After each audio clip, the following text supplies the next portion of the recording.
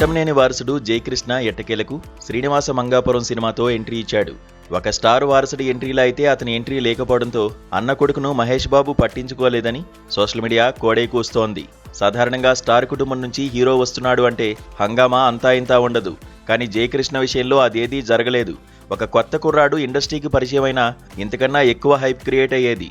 అజయ్ భూపతి లాంటి star director, Bollywood heroine Raveena Tandon కూతురు Rasha heroine. అన్నిటికీ మించి మోహన్ బాబు కీలక పాత్రలో నటించాడు. ఇన్ని స్పెషల్స్ ఉన్నా కూడా జయకృష్ణ సినిమా మాత్రం చిన్న సినిమా అందుకునే కలెక్షన్స్ కూడా అందుకోలేకపోయింది. దీనికి కారణం కేవలం మహేష్ బాబే అని ఇండస్ట్రీ మొత్తం కోడే కూస్తోంది. జయకృష్ణకు మహేష్ సపోర్ట్ పూర్తిగా దక్కలేదు అన్నది మాత్రం వాస్తవం. అలాగని అసలు మహేష్ జయకృష్ణని పట్టించుకోలేదని అన్నమాట మాత్రం అవాస్తవమని ఫ్యాన్స్ చెప్పుకొస్తున్నారు.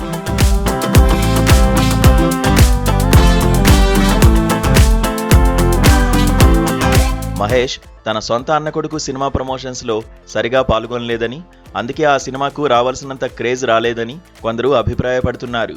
ఒకవేళ మహేష్ బాబు నటిస్తోన్న తాజా చిత్రం వారణాసి రిలీజ్ కాకముందు బయటి ప్రపంచానికి కనిపించరాదని భావించారా అంటే అదేమీ లేదు. ఇటీవల తన ఏఎంబీ థియేటర్లో ఓ సినిమా చూడ్డానికి తన హీరోయిన్ ప్రియాంక చోప్రా, ఆమె భర్త జోనాస్తో కలిసి పబ్లిక్లో కనిపించాడు మహేష్. రాజమౌళి ఏమైనా వారణాసి వచ్చేదాకా పబ్లిక్ ఫంక్షన్స్లో పాల్గొనరాదని కండిషన్ పెట్టారా అంటే అలాంటిదేమీ రాజమౌళి దగ్గర ఉండదు. ఎందుకంటే ఎన్టీఆర్, రామ్ చరణ్తో RRR తెరకెక్కించిన రోజుల్లో ఆ ఇద్దరు హీరోలు వేరే పబ్లిక్ ఫంక్షన్స్లో పాలు పంచుకున్నారు. కాబట్టి రాజమౌళిని బ్లేమ్ చేయడం సరికాదని సినీ జనం అంటున్నారు. మొత్తానికి మహేష్ బాబు శ్రీనివాస మంగాపురం ప్రమోషన్స్లో పాలు పంచుకోకపోవడం సరికాదని మరికొందరి మాట. మహేష్ అన్న కొడుకు జయకృష్ణ ఊహ తెలియని రోజుల్లో నిజం సినిమాలో తెరపై కనిపించాడు. అయితే మహేష్ తనయుడు గౌతమ్ కృష్ణ వన్ నేనొక్కడినే చిత్రంలో చిన్నప్పటి హీరోగా నటించాడు. అందువల్ల మహేష్ ఫ్యాన్స్ గౌతమ్ కృష్ణనే తమ నటవారసునిగా భావిస్తారు. ఈ కోణంలో తన అన్న కొడుకు సినిమాకు అదే పనిగా పబ్లిసిటీ చేయడం ఎందుకని మహేష్ భావించి ఉండవచ్చునని కొందరు అంటున్నారు.